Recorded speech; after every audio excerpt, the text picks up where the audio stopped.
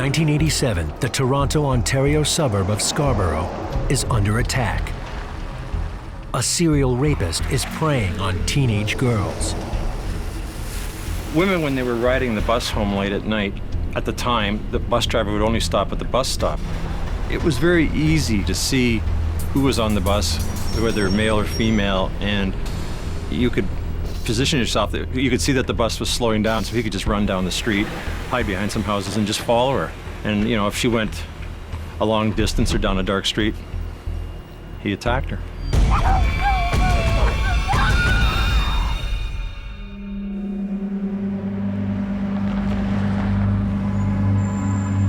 In just 4 weeks, 2 girls are brutally raped and tortured. In addition to the sexual assault itself, there was a physical trauma associated with the sexual assault.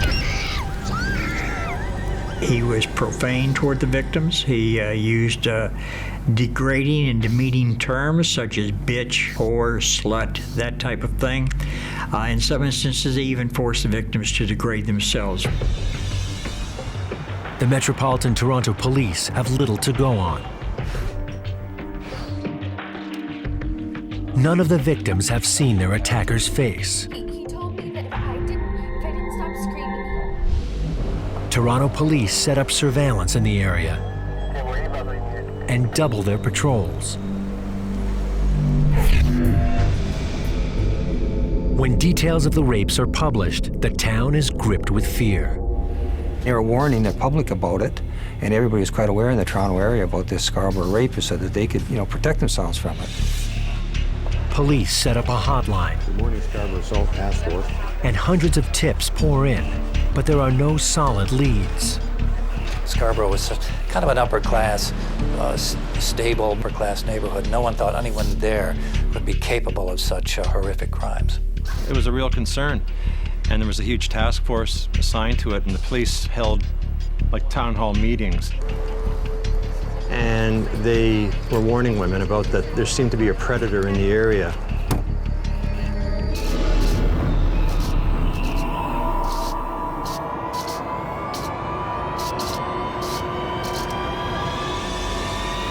"23-year-old Paul Bernardo is a junior accountant living in Scarborough. He had a lot of charm. He knew how to sweet-talk people. But Paul has a darker side. Paul Bernardo is a psychopathic, narcissistic, sexual sadist. It is not the infliction of pain that's arousing to the sexual sadist. It's the suffering of a victim. It can be either psychological suffering or physical suffering. Psychopathic, indicating he can change his personality to adapt to the environment he finds himself in. He's very manipulative, chronic liar, narcissistic. By that I mean he is very self-centered. He considers himself to be the center of the universe. Everyone exists for his pleasure.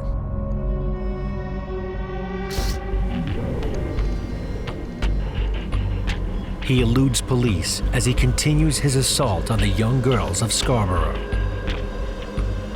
Paul Bernardo was fixated on virgin girls. And I think the reason for that is really very simple to explain. Paul Bernardo was very much into power. He enjoyed power. And part of the power that I think he enjoyed was his fantasy of deflowering them, taking away something that they possessed. But he is not always successful. On July 27th, one girl resists his attack, but he brutally beats her before he runs off. He had no guilt, no remorse, and no empathy, yet he could be very charming and a likable guy to be around, which masked all of these very, very deadly tendencies that were lurking beneath the surface. Bernardo is a master at hiding his dark secret. To the outside world, he appears to be the all-Canadian boy. On October 17th, 1987, Paul Bernardo meets 17-year-old Carla Homolka. She was coming to a convention in Scarboro, animal convention. She worked in a veterinarian shop, and Bernardo just happened to be there with a friend. And the two of them saw Carla and her friends there, and they, Paul, being the attractive charmer, just sort of moved right in. She is a very attractive person, nice figure, and she was totally enthralled with him and would do anything he wanted. When a sexual sadist wants to develop a person who's willing to participate in the behaviors he desires, he goes through 5 specific steps. Step number 1 is to identify the vulnerable person. He saw in her somebody that he could control, and they eventually ended up in a hotel room. Had sex that night. I think when this all started, when she started her relationship with Paul Bernardo, she was a small town girl. She was 17 or 18, but she was no naif. But she was not savvy to the ways of the world. You know, the sex came first. They were in lust, not necessarily in love. It was difficult to get a handle on her. I mean, on one hand, she was a very strong-willed person, and it was hard to understand why a person that was strong-willed and very intelligent, by the way, a very high IQ, why a person like that would not see the danger.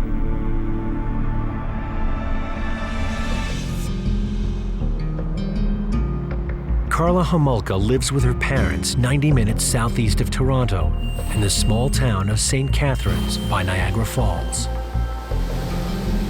He started seeing her, he started driving out to St. Catharines after that and staying with her, and while he was still living in Toronto.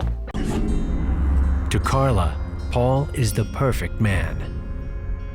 He was a small town girl who wanted to get the heck out of St. Catharines, and Paul Bernardo was the big Toronto boy, and it was almost, you know, he came into her life and kind of swooped her away, and she was in high school at the time, and he drove up in his big fancy car and impressed the hell out of everybody. Well, they're high school kids, and so she fell in for that. It's not long before she falls under his spell.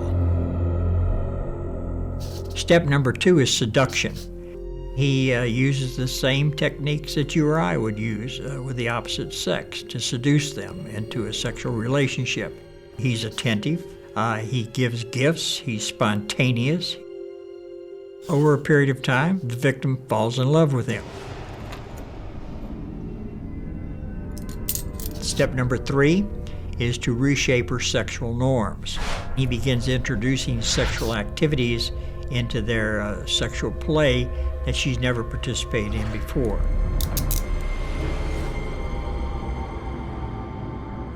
While Paul and Carla continue their relationship, the brutal attacks in Scarboro increase. By November of 1988, the rape count reaches 7. He said it wasn't the same. Consensual sex just wasn't the same. It wasn't exciting, and it wasn't as satisfying as a rape was.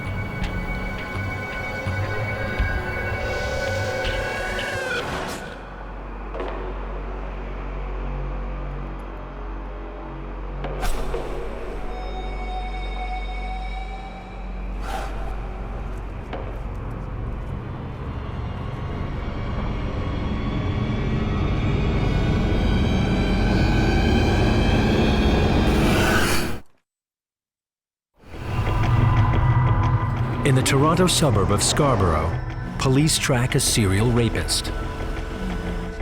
The man they seek, Paul Bernardo, has eluded police for nearly a year. He has a tremendous amount of anger toward women. Where did that anger emanate from? Was it his mother? Was it a babysitter? Was it a girlfriend? What? We don't know the answer to that. He found out about age 15 or 16 that who he thought was his father wasn't his father, and somebody else was his father. So this was a very volatile, tumultuous kind of environment that he was raised in.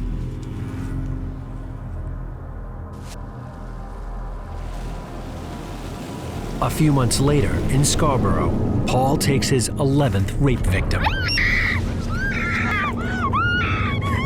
Finally, investigators get a crucial lead. One of the women was able to identify him. A composite sketch was done, and the likeness to Bernardo was absolutely incredible. The sketch is released 2 days later. Police did a huge media blitz. It was in all the papers. It was on billboards everywhere. Investigators field thousands of tips. Over the next 6 months, they question 300 men, including Paul Bernardo. Bank teller was suspicious when she saw him come to the bank, and she looked at the sketch.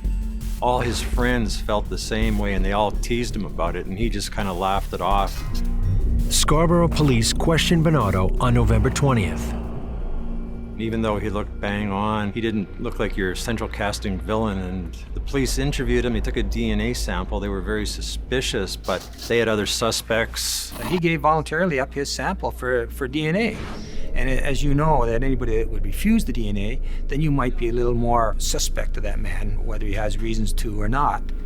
In this case, he volunteered it and gave it up without any kind of problems. So that, I think, caused maybe a little less alarm towards him. Police release him and add Bernardo's sample to the 300 others and begin the slow testing process. DNA testing at the time was not as sophisticated as it is today and not as quick. Although the police now have hundreds of suspects, the investigation slows to a crawl. It was a real concern. Then the attacks just mysteriously stopped.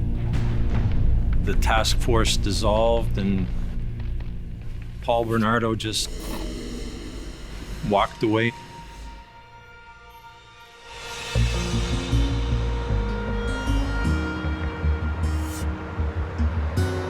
That fall, Paul moves in with Carla and her family in St. Catharines. He admits to Carla that he was questioned by the police. He could hint at it and see what her reaction would be. He could tell her that he is a rapist to see what her reaction would be.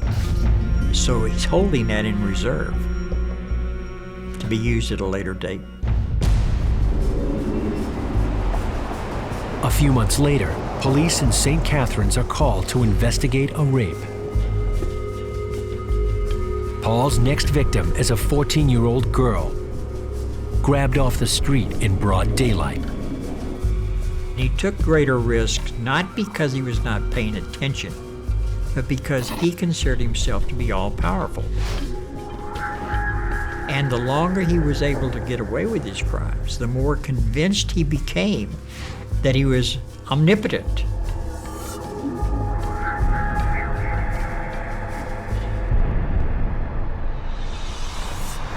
After living with the Homolkas for several months, Paul sets his sights on Carla's 15-year-old sister, Tammy.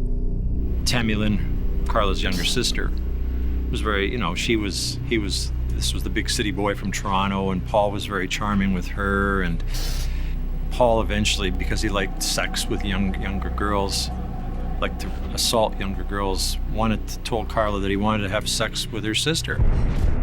As to why Paul Bernardo would want Tammy, the younger sister of Carla, she represents virgin.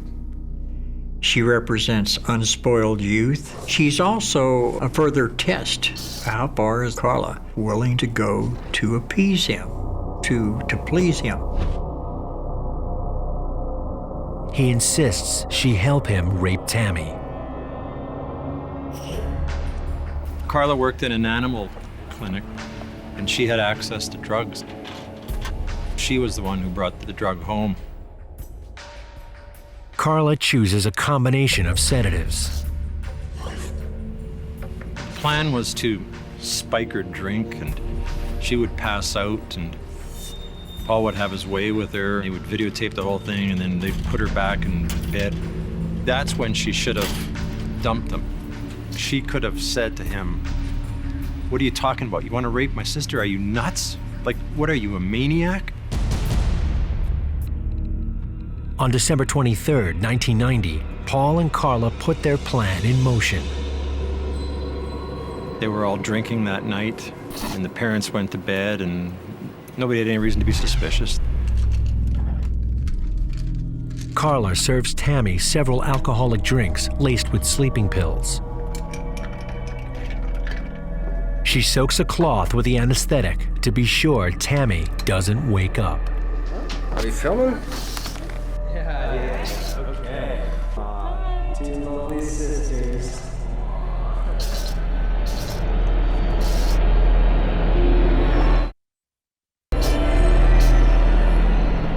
In the Niagara Falls suburb of St. Catharines, serial rapist Paul Bernardo convinces his girlfriend, Carla Homolka, to drug her sister Tammy so he can rape her. The plan is carried out on December 23, 1990.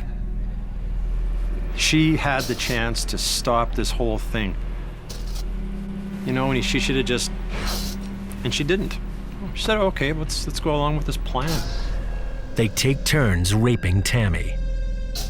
Then suddenly, she starts to choke. And then the poor girl, when she started to come out of this, because she had drunk all this booze and mixed drinks and so forth, vomited and aspirated her stomach contents into her lungs. Carla and Paul call 911. Rescue's on and around at this time, 941. And the investigating officers who attended at 911 treated it as just another teenager who had had too much to drink and had vomited and aspirated, and they didn't think much more about it.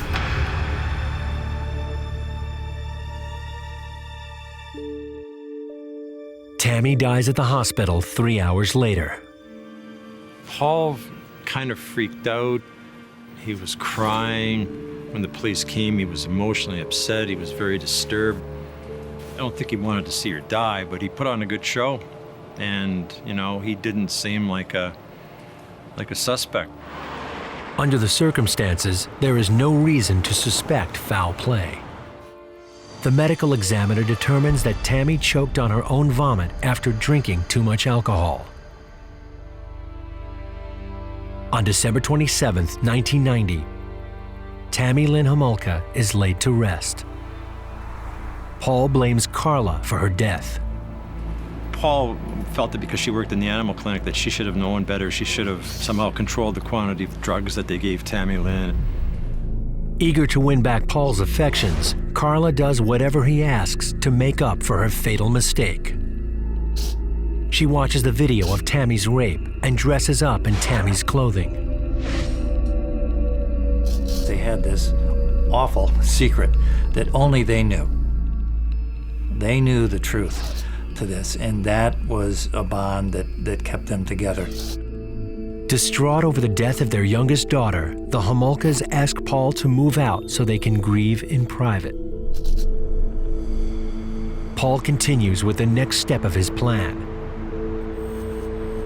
He takes Carla and they move to Port 𝙩𝙬𝙧, 4.5 miles from St. Catharines.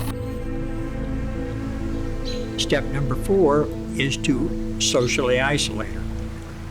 He doesn't want her talking to her friends and family members about what's going on.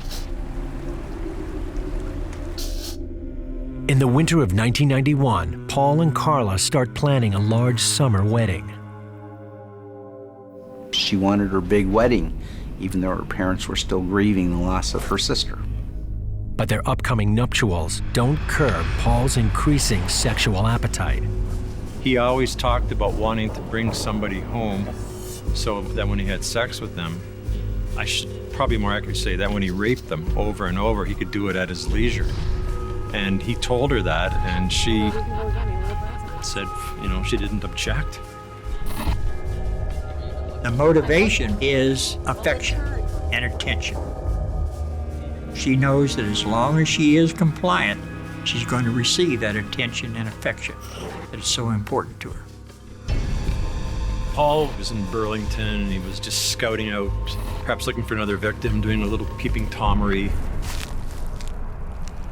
Leslie came home from a friend's funeral. She came home a little late. She knew her mother was going to be mad at her, so she sort of went into the backyard to get her courage up, I guess, before going in the house. And by complete fluke, there was Bernardo.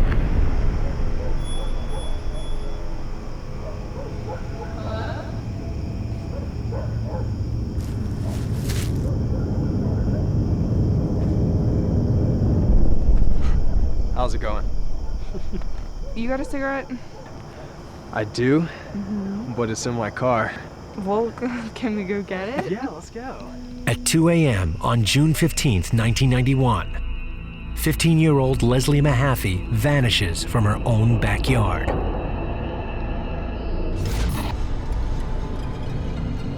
For the next 2 days, Leslie is brutally raped and terrorized.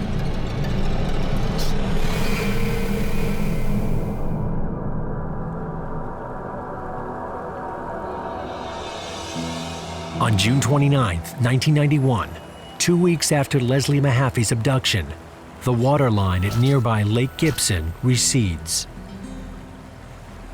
Hey, what happened was a fisherman had come out here to go fishing, and he tried to get further out into the water. And while he was doing that, he noticed some cement blocks, and he stepped on one of the blocks trying to get further out. And when he did, the top came off and exposed the body part.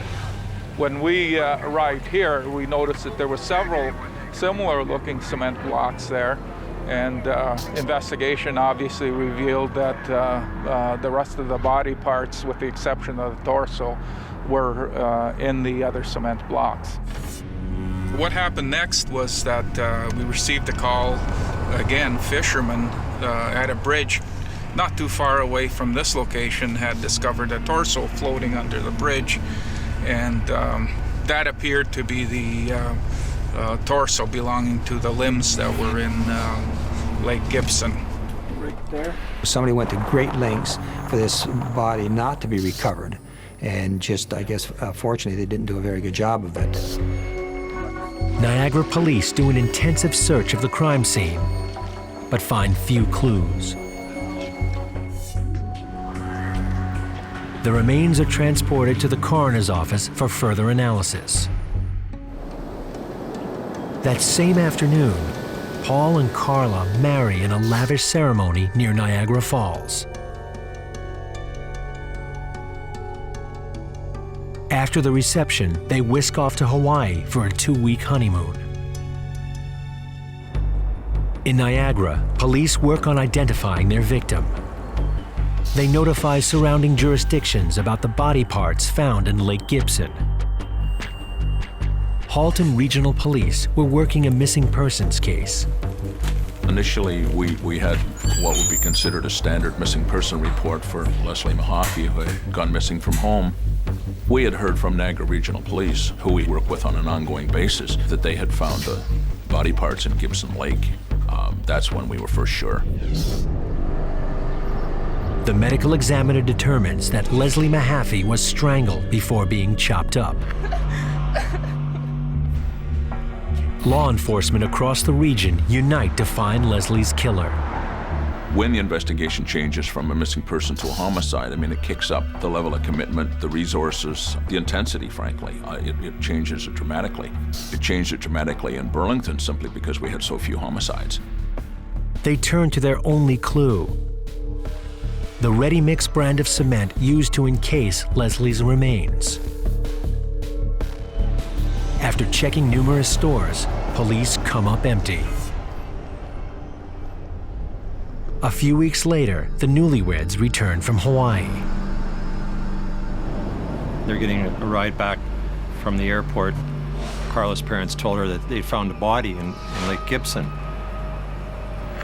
Paul was freaking, of course, but he presented an outward calm demeanor that her body had been found, but he was furious with Carla. And I'm not sure if that's when the beating started or the hitting started with her. He blames Carla for not knowing about the receding water tables at Lake Gibson.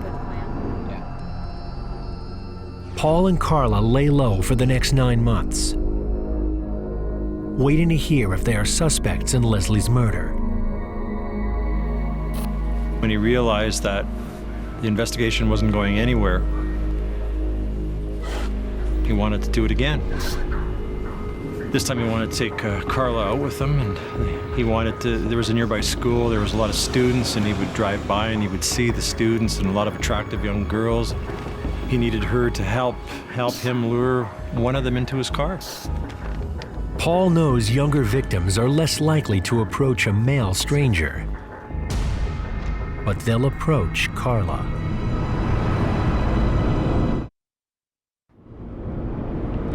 On April 16, 1992, newlyweds Paul and Carla Bernardo stalked their next victim after kidnapping, raping, and killing a teenage girl in Canada. They happen upon 15-year-old Kristen French. They parked in a church parking lot near the school where Kristen walked by every day, even though it was like 4 in the afternoon. And they parked the car in there, and then the plan was that Carla would put a map out and ask for directions and act like the klutzy dumb blonde. And she did that, and Kristen, who was a very cautious young girl, was totally duped by another woman, not believing another woman could be involved in any kind of a murder scheme.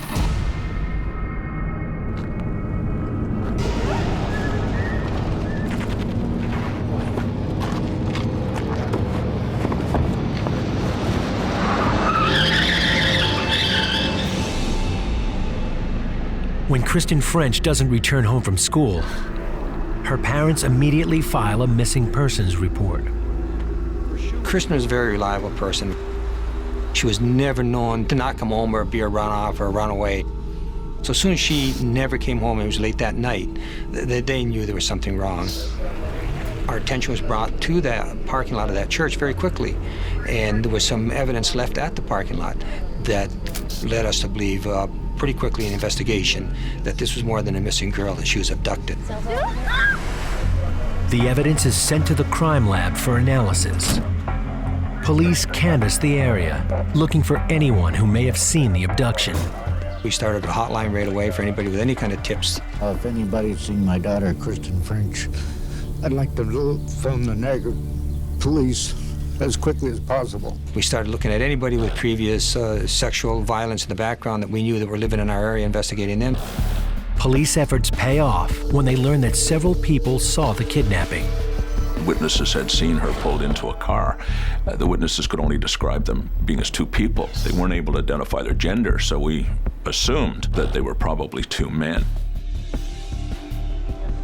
And then we had a lead on a possible car seen leaving the church parking lot by some of the witnesses. So now we had a car, and it just escalated from there. Paul and Carla hold Kristen captive in their home. They forced her to do all kinds of degrading things. They tied her up in a closet at night.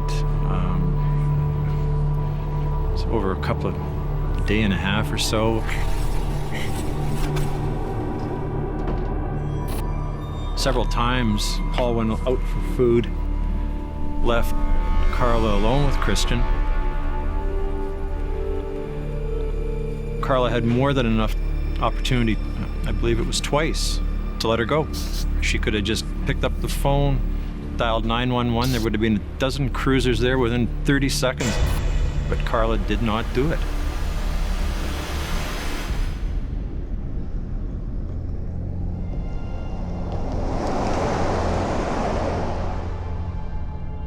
On April 30th, 10 days after Kristen French disappears, a man stumbles upon her lifeless body in nearby Burlington. An autopsy reveals that, like Leslie Mahaffy, Kristen French was strangled to death. Carla still had the chance to exonerate herself almost to a degree by saving the life of this young girl, and she didn't do it. On May 15th, 1992, police across southern Ontario mobilized to form the Green Ribbon Task Force to solve both murders. People of St. Catharines wanted this killer caught, and the police were working on it full time, and they were spending a lot of time working on it. They just weren't coming up with anything. Paul was careful. He was being careful. the task force fields an influx of information concerning the homicides. One man comes forward, suggesting his friend, Paul Bernardo, may be involved. That friend just believed that he was responsible, that he thought that he was a Scarborough rapist, and that he was violent towards women. Investigators pay a visit to Paul Bernardo. He's calm, cool, and even admits to being questioned in the Scarborough rape case. Investigators confirm that he was one of hundreds interviewed, and the DNA is still being processed. And he certainly doesn't fit the stereotype that people believe. A very good-looking young man, sitting there with a nice home here in St. Catharines, with a wife that was at work. There was nothing there to lead us, and certainly nothing in his past, no criminal record or anything that would lead us to look at him any stronger than we looked at any of our other suspects or people of interest at the time. One more piece of information in Paul's favor is that he doesn't drive the type of car witnesses saw leaving the scene of Kristen's abduction. Paul was beside himself with amusement. You know, he was making comments about the incompetent cops. They can't even, you know, they don't even have the right car. Paul feels invincible and turns on Carla, completing the 5 steps.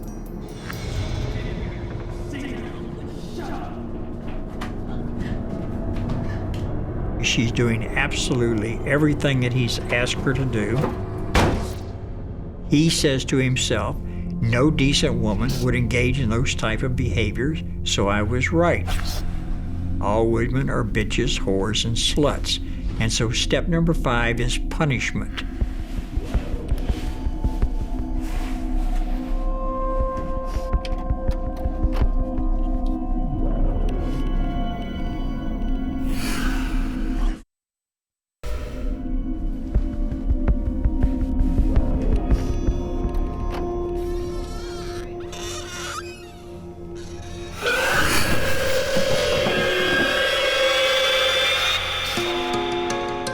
A year and a half after their Niagara Falls wedding, the marriage of Paul and Carla Bernardo implodes.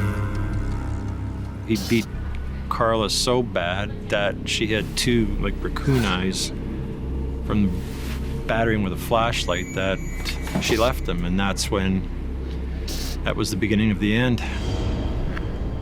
On January 4th, 1993, Carla's mother convinces her to leave Paul and press charges against him for assault.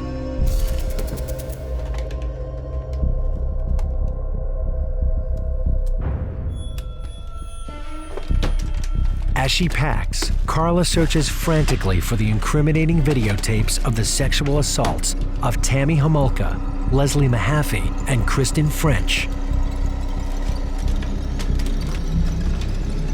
But she doesn't find them.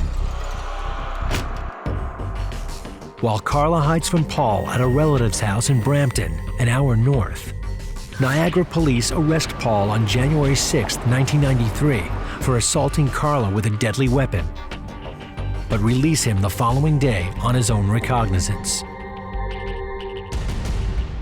3 weeks later, the Green Ribbon Task Force gets a break in the case. We had spoken to Toronto about Paul Bernardo several times, and there was nothing that connected him to the Scarborough rapes or him to our murders. Then Toronto did a DNA check on Paul, and it did identify Paul as the Scarborough rapist.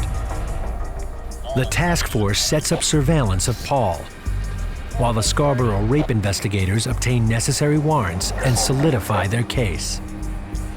We had no evidence at that time, but the connection was there, it was strong. They were having their rapes in the Toronto area. Then he moved down to our area, and now we have homicides. And it was just a matter of getting the evidence to prove it.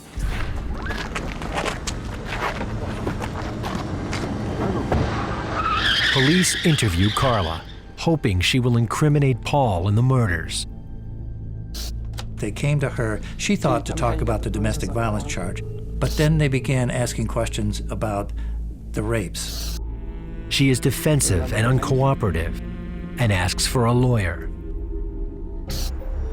Carla's lawyer calls the Toronto prosecutor to discuss a deal on February 14th. What appears to have happened is a what-if conversation. What if I was to deliver you a witness to the homicides, and what if that person was involved but not directly involved, and so on and so forth? What could you do for me and my client? In the meantime, he also sent Carla to see a psychologist and a psychiatrist. And they bought into this whole thing about her being a compliant victim. And they produced a report. So armed with the report, they negotiated the deal. And part of the deal was that she would be, as the Americans would call it, a queen for a day. She would have a without prejudice meeting with the police and give her a sample of what she knew.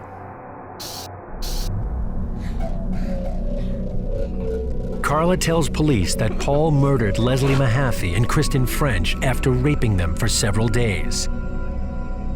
She says there are videotapes to prove it. She was laying all the fault on Paul, her husband, as being the one responsible, and that she was just going along doing exactly what he wanted done so that she didn't get beaten or had any more harm coming to her as well. She was the only other witness to the crimes, to the murders, and so they felt they needed her as a witness. They didn't quite fully understand her role, I guess, and so she signed a deal. In February of 1993, police arrest Paul Bernardo for the Scarboro rapes and the 2 homicides. But they didn't charge him with the homicides because they didn't have enough. They had nothing to link him to the crime other than Carla's Queen for a Day statement. Go step back, please. They brought him into the task force office, and they had a life-size image of Leslie Mahaffy and a life-size image of Kristen French. Gentlemen, this door open. Stay outside the door. And they thought they would shock him into confessing. And they sat him down in front of the camera, and he kept saying, I just want to speak to my lawyer. When do I get to speak to my lawyer? I have nothing to say. Thank you very much. They search Bernardo's home for 71 days. They find several suspicious items, but nothing linking Paul directly to the murders of Leslie and Kristen. On May 17th, Carla shows police around the house and points out where Paul held the girls captive. Police find DNA evidence proving Kristen and Leslie were inside the house. The next day, Bernardo was charged with 2 counts of first-degree murder. In exchange for her testimony against Paul, Carla pleads guilty to 2 counts of manslaughter in July of 1993. She receives a 10-year sentence. And she remembered that she had not told them about her sister Tammy Homolka. And she tells them the story. And as a result of that, they amend the agreement. So essentially, it's 5 for Leslie, 5 for Kristen, and 2 for Tammy. That's how the deal was made. That's how you get 12 years. The deal was absolutely stunk. I mean, the deal with the devil, they called it. And she should have got life in jail. And she got 12 years.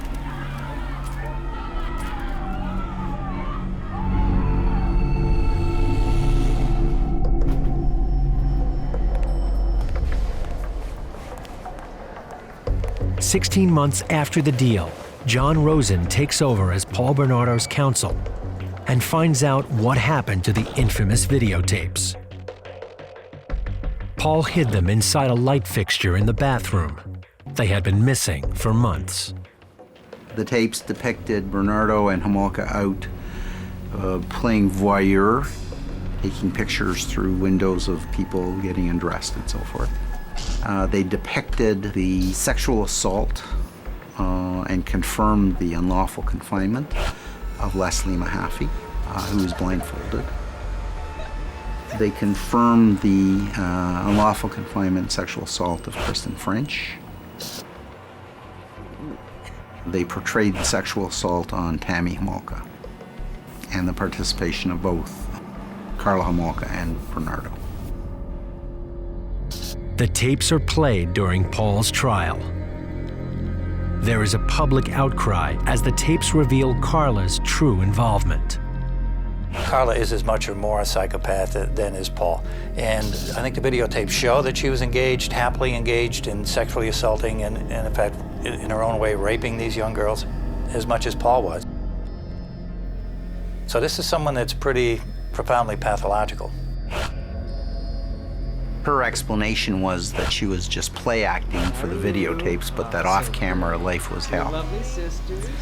But the problem was that off-camera, she still didn't do normal things, like walk out, go to the police, leave.